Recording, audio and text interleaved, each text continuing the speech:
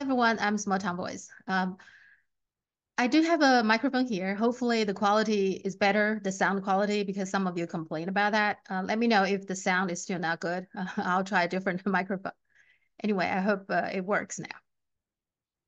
I do want to talk about the Political's article. It's called China's Xi Goes Full Stallion with Purge. Now I have to say, when I read this article, I more or less surprised. Even though I shouldn't be surprised now with the mainstream media's quality, right? It has gone downhill quite a bit. But this article is particularly bad.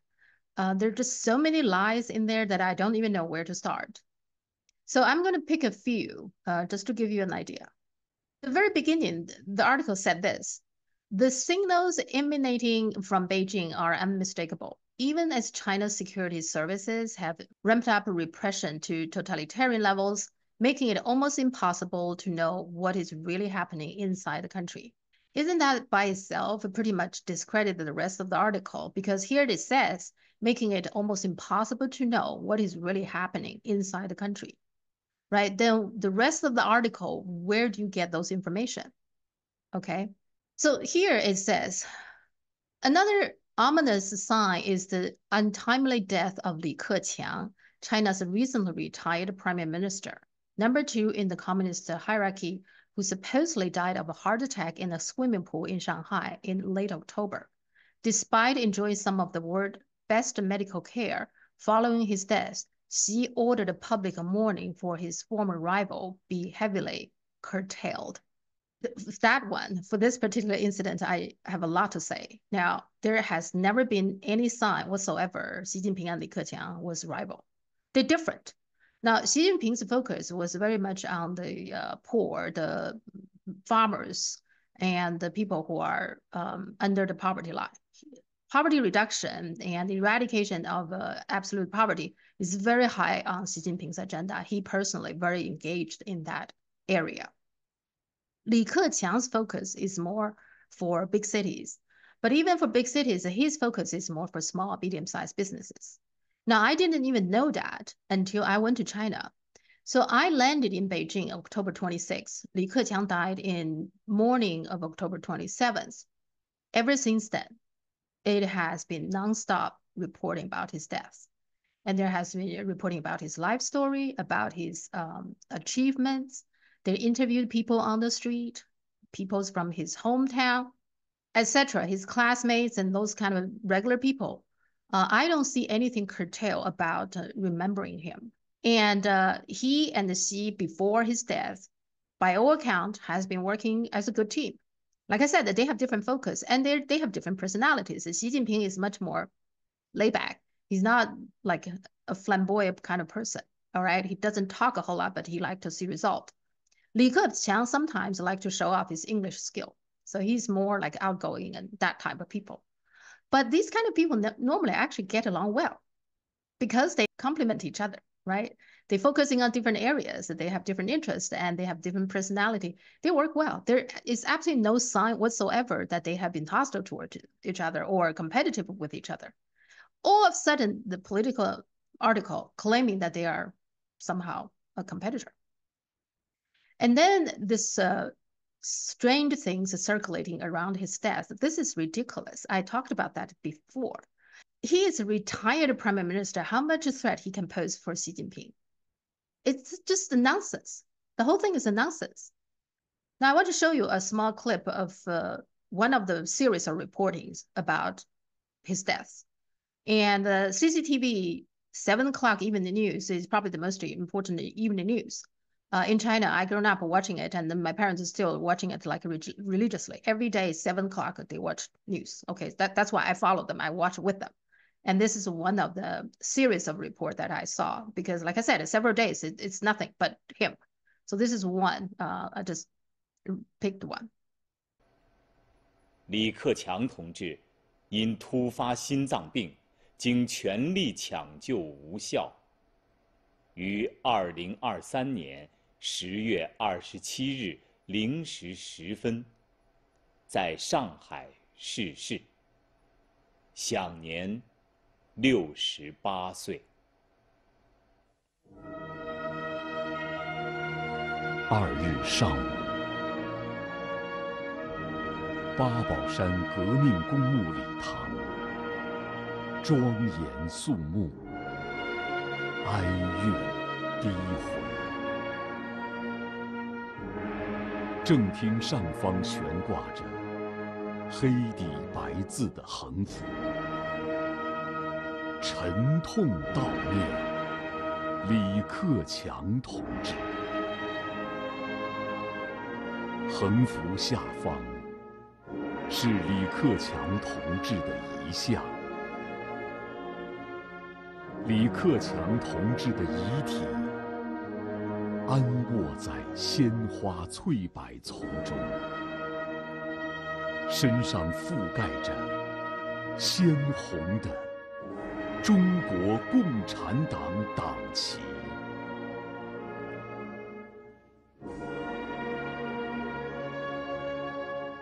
上午9时许，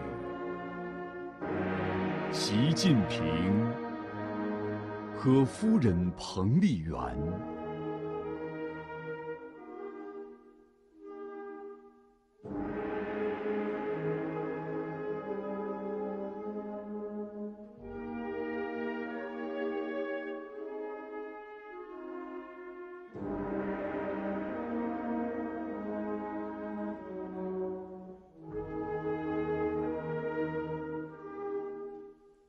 李强、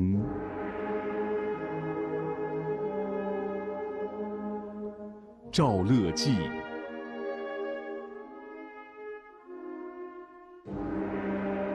王沪宁、蔡奇、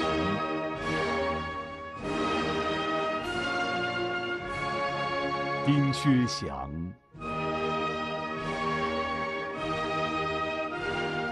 李希、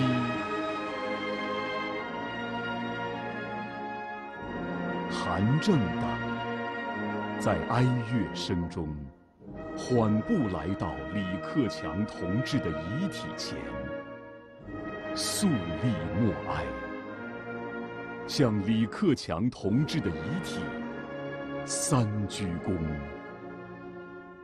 并与李克强同志亲属一一握手，表示慰问。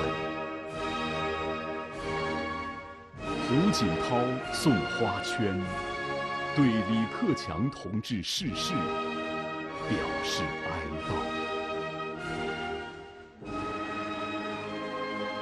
李克强同志抢救期间和逝世后，习近平、李强、赵乐际、王沪宁、蔡奇、丁薛祥、李希、韩正、胡锦涛等同志前往医院看望，或通过各种形式对李克强同志逝世表示沉痛哀悼，并向其亲属表示深切慰问。党和国家有关领导同志前往送别，或以各种方式表示哀悼。中央和国家机关有关部门负责同志、李克强同志生前友好和家乡代表也前往送别。And from this report, you can see I can tell you, it's a very standard senior Chinese official. When they die, this is pretty standard. I don't see anything strange about that at all. It's very high level and recognized. In fact, for a retired person, this is very high level, right? Normally, the people who are died on the job will get more recognition than people who already retired. He is retired, right? But maybe it's different because he just retired. Okay, it's not that long ago. So for that reason, a 60-year-old guy can have heart attack. There are people in their 30s who has heart attack. It's nothing strange about that. but political article want to make it sound something nefarious going on. It's just incredible.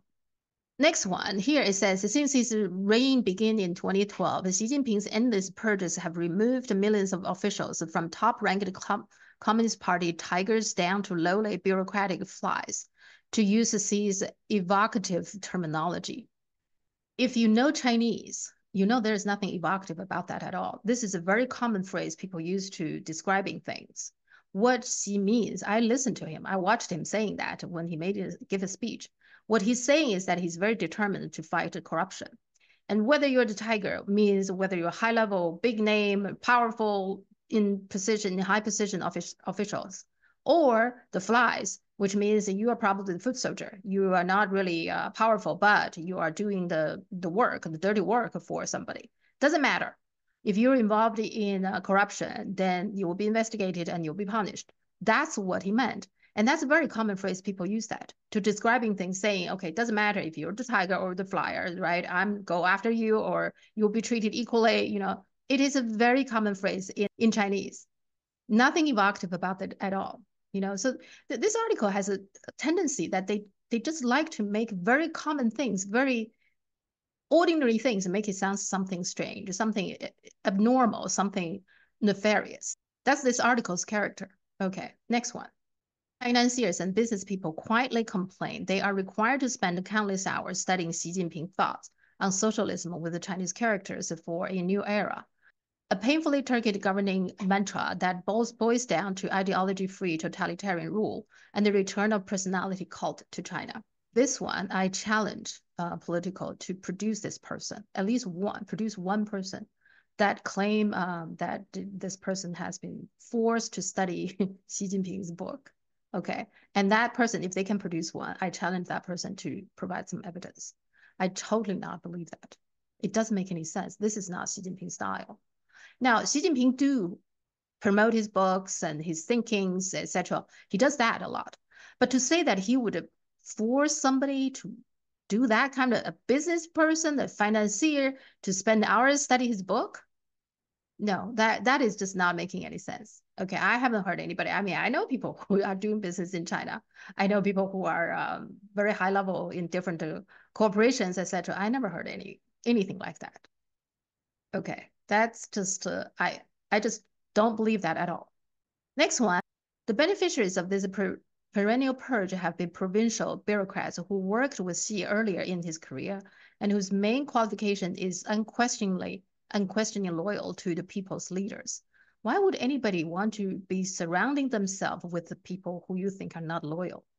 Ask any leaders in the world, right? Ask Joe Biden whether he likes to be surrounded by people who he doesn't believe is loyal to him, right? This is just ridiculous. Again, this is a very common thing.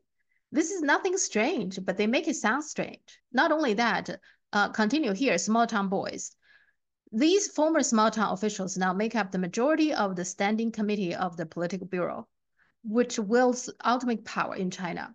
I did look at the 7 members of the political bureau.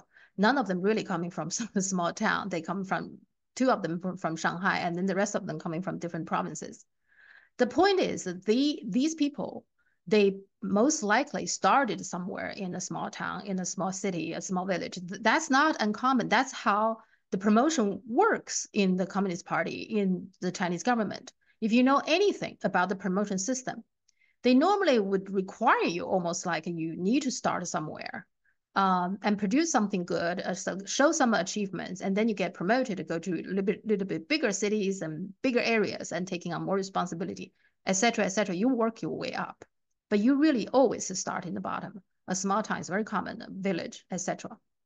Many times the poor areas, the mountainous areas, that's remote areas that does not have much of a development. And they line up together with Xi Jinping's poverty eradication program. He would send those young people, ambitious people, to those villages to solve their problem. That's not unusual at all. Xi Jinping himself, that's how he get promoted. He started in a remote small town, small city. He sometimes tell those stories that he was working with farmers side by side, heavy labors. He did that. It's really not surprising. You know, these 7 people, they started somewhere. In fact, if you say anybody get promoted in China to the high position, they probably all coming starting from a small town, small village somewhere. It's really not surprising at all. But again, they make it sound strange. All right. Now, the biggest lie is this one about Qin Gang, the former foreign minister. It says China's nuclear weapon program has massively expanded in recent years, and according to people with access to top officials, Russian Deputy Minister Rudenkov's message to Xi included allegations that Qin and the relatives of top rocket force officers have helped pass Chinese nuclear secrets to Western intelligence agencies. Two of these people claim that Qin died either from suicide or torture. In late July, in the military hospital in Beijing that treat China's top leaders, there has been rumors that there are some secret has been leaked related to either the rocket program or the nuclear program. There has been some rumors in Beijing. But to say that Qin Gang is died of torture, no. that again is somebody who doesn't know how the current Chinese government works. In 2013, there was a coup. There was really a coup. The guy's name is Bo Xilai. He aligned with the secret police head, Zhou Yongkang. The two of them was trying to overthrow Xi Jinping and the other leaders because he wanted to be in charge. And then he got caught, and then he was sentenced to a life sentence. You see, this is a guy who actually do want to overthrow the Chinese government. And yet they didn't torture. There is no report that he was tortured or they didn't try to kill him or assassinate or anything. He is still serving a life sentence in a prison that, relatively speaking, pretty good condition. It's for political prisoners, and it's compared with others, it's a pretty good condition. And not only that, and his wife, Gu Kailai, also was actually charged with murder. She was accused for the murder of a British citizen, Neil Haywood, and she admitted. And so she was sentenced for life sentence as well. In China, if you are convicted murder, it's actually very likely you will become sentenced to death. But she's not. Considering she and her husband, they are together, the Chinese government didn't try to implicate Bo Xilai into this case, the murder case. I mean, what my point is, it's just so many opportunities that Xi Jinping, the Chinese government, could punish both of them and sentence both of them to death and, assassinate them and even use the court to get rid of them. But they don't. The couple separately are serving life sentence right now. And by all accounts, there is no sign whatsoever of torture or anything.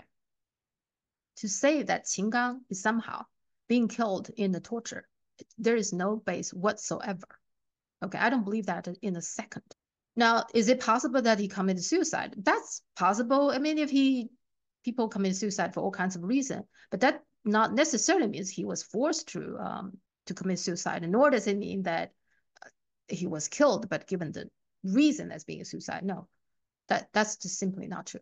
The other interesting about this article is that throughout the article, in terms of the sources, there is no name. There is always people familiar with the matter, that kind of. I understand this is sensitive matters, but the reality is they are throw out some pretty outlandish claims like a Qin Gang was tortured to death, possibly, without providing any evidence or any real source name. And this article doesn't even have an author. The author is political. Then the question is, why do they write this article? So go back to the article, you can find the answer. With such a febrile atmosphere in the celestial capital of Beijing, there are fears that an isolated and paranoid Chairman Xi could miscalculate, provoke armed conflict with one of his weaker neighbors, or even launch a full-scale invasion of democratic Taiwan in order to distract from his domestic troubles. See, that's why. First of all, let me be very clear, Taiwan is not democratic. Leave to another show. But what they're trying to do with this article is to give people an impression that Xi Jinping is dangerous. He is paranoid, he's cornered, he's scared, and so that's why he's dangerous. That's what they're trying to do. They want to create this perception about the craziness. Xi Jinping is not crazy.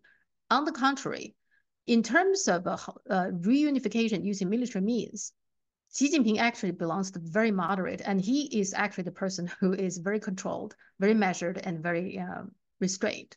Majority of the Chinese people now support militarily unify Taiwan.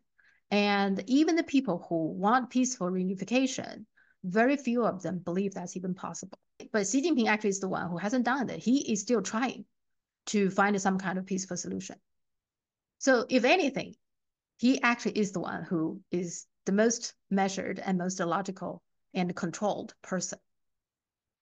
So this claim that somehow Xi Jinping is crazy, the opposite is true. Okay.